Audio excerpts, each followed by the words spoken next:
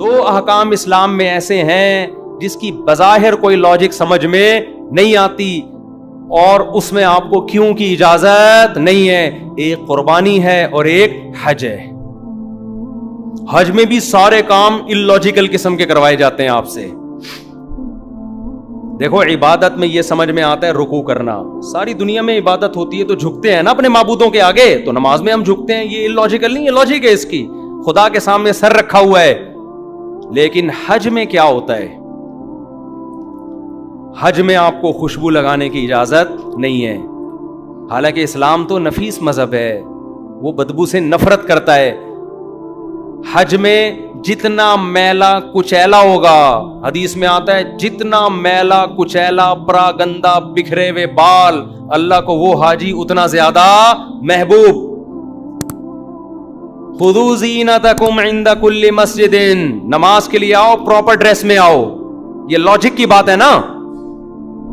لیکن حج میں جب آپ جاتے ہیں تو پراپر ڈریس, ابے سلاوا ڈریس انسلا ڈریس پراپر ہوتا ہے, یہ سلاوا ہوتا ہے نا. اسلام تو مہذب مذہب ہے.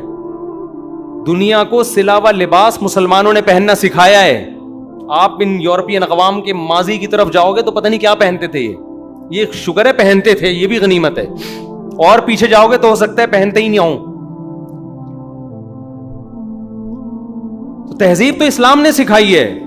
لیکن حاجی کا 3 پیس سوٹ, ٹائی اور شیروانیاں اور کڑھائیوں والے کرتے اس سے اتروائے جا رہے ہیں. اسے کہا جا رہا ہے ایک ازار اور ایک چادر, اور اس میں بھی کندھا کیا رکھنا ہے؟ کھلا. سر پہ ٹوپی نہیں پہننی, اس لیے کہ ٹوپی پراپر ڈریس ہے, سمجھ رہے ہیں؟ تو سر کھلا رکھنا ہے, چہرہ بھی ڈھانپنے کی اجازت نہیں ہے. اور کمال کی بات یہ, وہاں عبادتیں دیکھو کیا ہو رہی ہیں. جاتے ہی بیت اللہ کے گرد گھومنا شروع کر دیا ہے بھائی. امر من الدیار دیار لیلا اقبل ذا الجدار وذا الجدار, یہ تو عاشقوں کا کام ہے. عاشقوں کے کام لاجک کے ہوتے ہیں, اللاجیکل ہوتے ہیں. اللاجیکل کام کرتا ہے عاشق. عاشق آئے گا جہاں محبوبہ سے سیٹنگ چل رہی ہے نا, اس کے دیوار کے گرد کبھی ادھر جا کے بیٹھا ہوگا, کبھی ادھر جا کے بیٹھا ہوگا, کبھی ادھر چکر لگا رہا ہے, کبھی ادھر چکر لگا رہا ہے. ابے بھائی تیرے کو ٹائم دے دیا ہے, اس کے ابا آئیں گے تیرے سے فلاں تاریخ پہ بات کریں گے, ہاں نا اس وقت فیصلہ ہوگا, نا اس کو چین نہیں آ رہا ہوتا. پھر تھوڑی دیر میں جائے گا, جیسے امرؤ القیس جو شاعر تھا نا, مجنون جسے کہا جاتا ہے, لیلا کا دیوانہ, کہتا ہے امر من الدیار دیار لیلا, میں لیلا کے در و دیوار کے قرب و جوار سے گزرتا ہوں, کبھی اس دیوار کو چومتا ہوں کبھی اس دیوار کو. لوگ کہتے ہیں اللاجیکل کام کر رہے ہیں, دیواروں کو چومنے والا پاگل ہوتا ہے, سمجھ رہے ہیں؟ دیوار نے کیا دیا ہے تجھے؟ کہہ رہے خدا کی قسم مجھے دیواروں سے محبت نہیں ہے, مجھے اس محبوب سے محبت ہے جو ان دیواروں کے پیچھے رہتا ہے. ان دیواروں کی نسبت محبوبہ کی طرف ہے, اس لیے مجھے دیواروں سے محبت. مسلمان یہی کام بیت اللہ کے ساتھ کرتا ہے, ان دیواروں کے گرد گھومتا ہے جو گارے اور مٹی کی بنی ہوئی دیواریں, اسی سیمنٹ سے بنی ہیں, اسی مٹی سے بنی ہیں, اور کوئی الگ سے کوئی مخلوق نہیں ہے. وہ ان کی ریپیئرنگ بھی ہوتی رہتی ہے. اینٹ گرتی ہے تو دوسری اینٹ لگا دیتے ہیں اسی سیمنٹ کی, اسی دیوار کی. لیکن مسلمان جاتا ہے لاکھوں روپے, 10 15 لاکھ روپے خرچ کر کے جا کے کیا کرتا ہے؟ ان دیواروں کے گرد چکر لگاتا ہے, ان دیواروں کو ہاتھ لگاتا ہے, ان دیواروں کا بوسہ لیتا ہے, ان کا غلاف پکڑ کے روتا ہے. اور جب غیر مسلم ہنستا ہے کہ تو کیا کر رہا ہے, ان پتھروں میں کیا رکھا ہوا ہے, وہ کہتا ہے مجھے خدا کی قسم ان پتھروں سے محبت نہیں ہے, اس گھر کی نسبت جس خدا کی طرف ہے مجھے اس خدا سے محبت ہے. یہ میرا گھر نہیں ہے, اس گھر کی ویلیو میری نظر میں 0 ہو جائے گی. لیکن خدا کہتا ہے یہ گھر کس کا ہے؟ میرا. تو اس کے گرد چکر لگانے کے لیے لاکھوں روپے خرچ کر کے احرام باندھ کے آیا ہوں میں.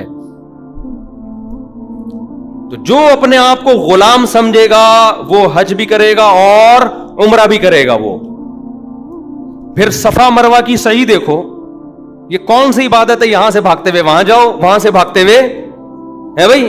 کوئی لاجک بنتی ہے اس کی؟ یار نہیں آ رہا سمجھ میں, نہیں آ رہا ان کے سمجھ. کوئی لاجک بنتی ہے؟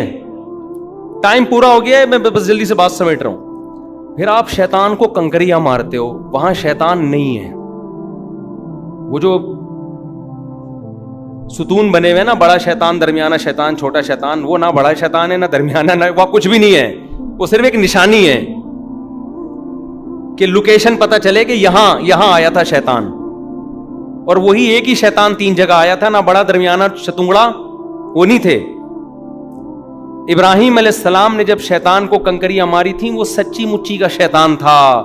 اب کیا ہے, صرف ان کی نقل اتاری جا رہی ہے. ان کنکریاں مارنے کے لیے 15 لاکھ 20 لاکھ 10 لاکھ روپے خرچ کر کے آپ وہاں جاتے ہو, اور وہ کنکریاں بھی یا تو ہوتا نا اٹھا کے مار رہے ہوتے, وہ کنکریاں بھی ایسے مارے جاتی ہیں, ایسے کر کے, یوں کر کے. یہ لاجک ہے یا اللاجیکل ہے؟ بظاہر اللاجیکل. اللہ نے کہا میرے غلام ہو تو یہ کام کرو, اور کتنے لوگ مر جاتے ہیں اس میں, پس جاتے ہیں رش کی وجہ سے. اور کمال در کمال یہ کہ جب سارے ارکان سے آپ فارغ ہو گئے, لاکھوں روپے خرچ کیے, عرفہ کا وقوف بھی ہو گیا, سب فارغ ہونے کے بعد اللہ کی طرف سے آپ کو پروٹوکول کیا ملتا ہے؟ ٹینڈ کرا لو اپنی. واہ بھائی, اے اللہ, ہونا تو یہ چاہیے کہ اب یہاں کوئی ٹرانسپلانٹیشن کا ڈاکٹر بیٹھا ہوا ہو, جو میرے گر گئے ہیں بال وہ بھی واپس اگائیں. لیکن اللہ کیا کرتے ہیں, ایسے آپ کے گھر میں کوئی اتنی دور سے مہمان آیا, آپ کے رشتہ دار ہے امریکہ سے آپ کی دعوت پہ, اور آپ نے ان سے بڑی محنت بھی لی. اب آپ نے کہا چلو یار میں نے مہمانوں کا اکرام بھی نہیں کیا, انہی سے الٹا کام لیا میں نے, تو اب جاتے ہوئے ان کو ذرا ہدیے تحفے زیادہ دے دوں گا میں.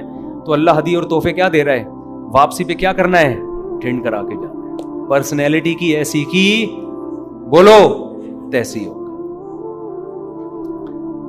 جو اونچے کالر والے لوگ ہیں نا, ان کو حج سمجھ میں نہیں آئے گا, لیکن جو دیوانے ہیں, جو کہتے ہیں ہمیں کس نے بنایا, اللہ نے, ہم غلام کس کے ہیں, اللہ کے, ان کے لیے حج سے زیادہ لذیذ عبادت کوئی بھی نہیں.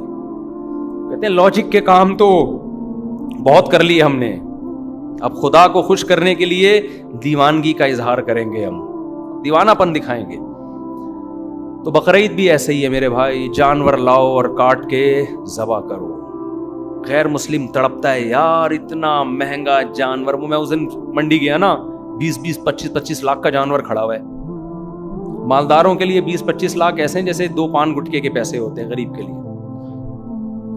وہ لوگ بتا رہے تھے, مالدار لوگ آتے ہیں, ہاں بھائی کتنے گئے جی, یہ سر 50 لاکھ, جو منہ سے نکل گئے یہ لے 50 لاکھ. لا کے کرنا کیا انہوں نے, کاٹ دینا. اب یہ مہنگا جانور خریدنا چاہیے نہیں چاہیے ایک الگ ٹاپک ہے, میں ابھی اس پہ بحث نہیں کروں گا, لیکن رزلٹ کیا نکل رہا ہے, کاٹ دیا اس کو. تو غیر مسلم چیخ اٹھتا ہے یار اتنے کروڑوں کے پیسے ضائع ہو رہے ہیں. او بھائی تیرے تو نہیں ہو رہے نا, کس کے ضائع ہو رہے ہیں, ہمارے ہو رہے ہیں نا, ہمارے ضائع ہو رہے ہیں. ہمیں پتہ ہے ضائع نہیں ہو رہے. لوگ پوچھتے ہیں کہ یہ اس کی لاجک کیا ہے قربانی کی. ہمارے نبی نے بتا دیا کیا لاجک ہے. فرمایا سنت ابیکم ابراہیم, تمہارے باپ ابراہیم کی سنت. ابراہیم نے کس کو ذبح کرنے کے لیے لٹایا تھا, بیٹے کو. اس کی کوئی لاجک بنتی تھی؟ تو کہا جب اس کی لاجک نہیں بنتی, ابراہیم نے تو اللہ سے نہیں کہا اللہ بیٹے نے کیا کیا جو میں اس کو کاٹ دوں. اللہ کے علاوہ کوئی اور کہتا تو 20 سوالات پوچھے جا سکتے تھے. اللہ کے علاوہ میرے ابا بھی مجھے کہتے نا بیٹا گائے لا کے کاٹو, میں ابا سے پوچھتا ابا کیوں کاٹوں, بڑا گوشت سے ڈاکٹر نے منع کیا ہے آپ کو, فلاں نے منع کیا ہے, کیوں بھائی بکرا کاٹ لیتے ہیں, میں نے سبزی کھا لیتے ہیں. کوئی بھی جب آپ کو آرڈر دیتا ہے آپ کو کیوں کی اجازت ہے, لیکن جب اللہ نے آرڈر دیا تو مسلمان کی ڈکشنری میں کیوں کا لفظ نہیں ہے. عقل مند لوگ اللہ کے آرڈر کو پورا کرتے ہیں. اور نبی نے فرمایا بقرعید کے دنوں میں, ایام نحر میں, اللہ کو جانور کا خون بہانے سے زیادہ کوئی چیز محبوب نہیں ہے. اس لیے میرے بھائی دل کی خوشی کے ساتھ قربانی کرو, دل کی خوشی کے. اور آخری بات بالکل لاسٹ, کہ قربانی کا گوشت بھی کھایا کرو, تکبر نہ کرو اس میں. آج مالدار لوگ کہتے ہیں ہم تو پورا سال گوشت کھاتے ہیں, ہمیں کیا ضرورت ہے, پورا صدقہ کر دیتے ہیں. یہ تکبر ہے, کبر ہے. بقرعید کے دنوں میں روزہ حرام کیوں ہے؟ تاکہ آپ گوشت سے اجتناب نہ کریں. جب یہ اللہ کی طرف سے ضیافت ہے تو آپ کو اگر کوئی دعوت پہ بلائے, دال چاول بھی رکھے, آپ یہ کہہ کے اوائڈ نہیں کر سکتے کہ ہم امیر لوگ ہیں, ہم ہمیشہ پیزے کھانے والے لوگ ہیں, آج ہم دال چاول نہیں کھائیں گے. اس میں آپ دعوت دینے والے کی انسلٹ کر رہے ہیں کہ نہیں کر رہے؟ آپ اس کی خوشی کے لیے 2 نوالے کھائیں گے. آج بہت سے لوگوں کو دیکھ کے افسوس ہوتا ہے, بقرعید والے دن گھر میں چکن بن رہا ہوتا ہے. 2-4 سال پہلے مجھے کسی نے بلایا, کہیں نکاح پڑھانا تھا بقرعید کے دن, میں گیا ہوں نکاح پڑھایا تو وہ مرغی کی بریانی لا کے انہوں نے، میں نے کہا یار مسلمان یہاں تک گر جائے گا بقرعید کی شام کو، چلو دن میں ہوتا ہم کہتے یہ انتظام نہیں ہے، مسلمان یہاں تک خراب ہو جائے گا کہ بقرعید والے دن آپ کدو پکا کے کھا رہے ہو، مرغی کھا رہے ہو، یہ تو اللہ کی ضیافت سے کیا ہے، سیدھا سیدھا اعراض ہے۔ تو ایام اکل و شرب حدیث میں آتا ہے یہ کھانے کے ایام ہے، تو کھانے سے کیا مراد ہے؟ ٹماٹر کھانے کے ایام ہے، یہ توریاں کھانے کے ایام ہے، یہ گوشت کے ایام ہیں۔ تو یہ بھی بہت ایک بدعت چل پڑی ہے کہ بھئی سارا گوشت صدقہ کر دو، ہمیں کچھ نہیں کھانا، ہم وہی، یہ تکبر ہے۔ جب اللہ کی طرف سے ضیافت ہے تو کچھ نہ کچھ اس میں حصہ اپنے لیے رکھنا چاہیے۔ فَكُلُوا مِنْهَا، قرآن کہہ رہا ہے خود بھی کھاؤ، وَأَطْعِمُوا الْبَائِسَ الْفَقِيرَ، اور غربا اور مساکین کو بھی کھلاؤ۔ کی عمل کی توفیق عطا فرمائے۔ وَمَا عَلَيْنَا إِلَّا الْبَلَاغُ۔